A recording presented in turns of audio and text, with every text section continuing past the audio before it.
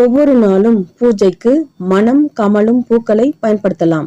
மல்லிகை, செண்பகம், தாமரை, செம்பருத்தி, அரளி, தாழம்பூ, நந்தியாவட்டை, பாரிஜாதம், கோலாம்பி, சங்கு புஷ்பம், தும்பை ஆகிய பூக்களாலும், துளசி, வில்வம், பிச்சகம், மறுக்கொழுந்து போன்றவற்றை கொண்டும் பூஜிக்கலாம்.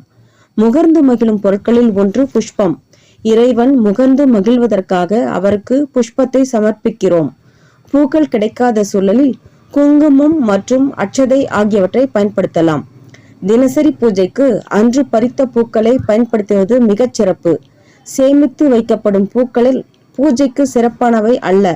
ஓர் இரவை தாண்டிவிட்டால் அவற்றின் தரம் குறைந்துவிடும்.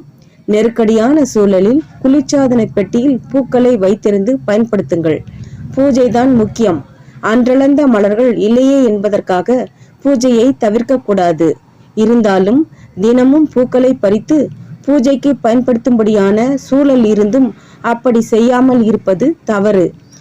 முக்கியமாக பல நாட்கள் வைத்திருந்து பயன்படுத்தும் சிறப்பு பெற்ற பூக்களும் உண்டு.